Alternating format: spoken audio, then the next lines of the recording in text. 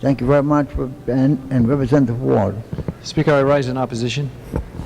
Please proceed. Speaker, I'd like to make two categorical comments with different points under each of those. The first is the process. The process of being here is flawed.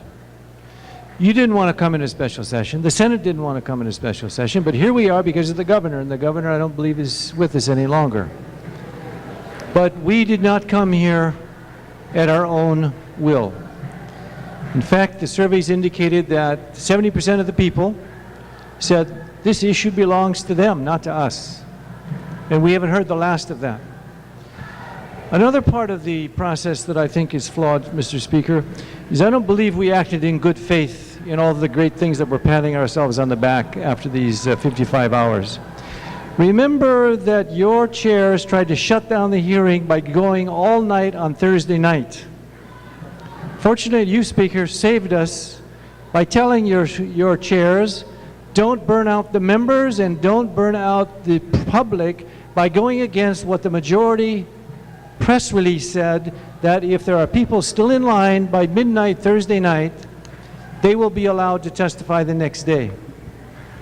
Thank you for keeping your word, but no, Mr. Speaker, we could have been shut down the first night of the hearing. Fortunately, we go on for 55 hours. They thereafter kept their word, and I'm very grateful for that, because everybody who had a chance to speak spoke, and that is very, very good. Mr. Speaker, I won't mention some of the more superficial things like people getting permission to go shishi. The other day, we captured them in here. We wouldn't let them out unless they gave a driver's license. That was undemocratic. Shutting down debate today, Mr. Speaker, was undemocratic. You know, the rush to make sure that these amendments didn't do stuff. You guys spent more time in your caucus with recess than we spent out here on debate when we were starting going. Mr. Speaker, what's the value here when we've got the people of Hawaii wanting to hear what we said and they're not hearing it? Which reminds me to remind you that the 11 hours of debate, which has burned out a few of my colleagues, none of the people heard that, Mr. Speaker, because of decisions that were made, and I have no reason what the motivations were, that we did 5 days of television and then we went dark. 5 days to hear the people, and then 1 day they didn't hear their representatives. They didn't hear their representatives. Mr. Speaker, that was not fair. That was as bad as some of the House rules that you pulled out today and shut the debate down. Okay, that's enough about the process.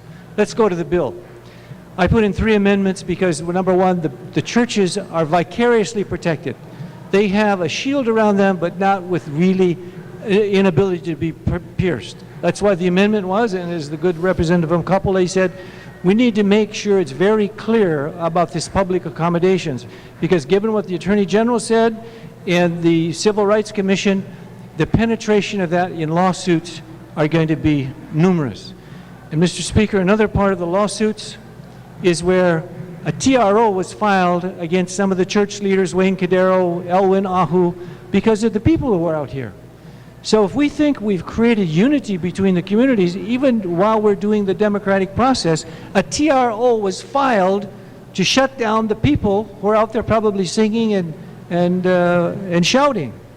Mr. Speaker, that's not good. The second part of the problem with the bill is the protection for those who are small businesses, the protection of those who have conscience, the protection of those who want to do commerce at the same time remain true to their beliefs. This bill is entirely devoid of any of that.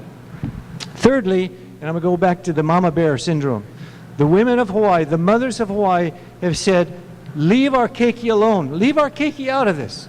And Mr. Speaker, I gave you a touch of the Pono curriculum that I showed that there were slight sentiments that were leading towards teaching of the homosexual lifestyle in our curriculum now, even before same-sex marriage is passed.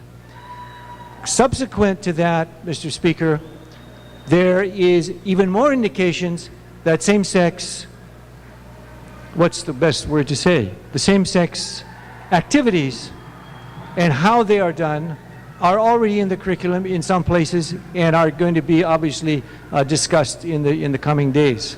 So, Mr. Speaker, these things about fearing that this, I think one of my colleagues said very derogatorily, perpetuating lies. Mr. Speaker, we don't have to go to Massachusetts, we don't have to go to Canada, we don't have to go to the moon to prove it's there. The curriculum revolution follows same-sex marriage. That's a corollary. That's the reality of it. Mr. Speaker, the point is we keep our eyes open to what is about to happen. My fear is the conflict between the two communities is going to be resolved in the courts. Mr. Speaker, his time is up. We are not here to make money for the lawyers. Mr. Speaker, his time is up. My time is up, and I thank you for the gratuitous remarks to make sure that I say, lastly, Mr. Speaker, let the people decide, because if they don't, they're going to decide who's here. Thank you, Representative.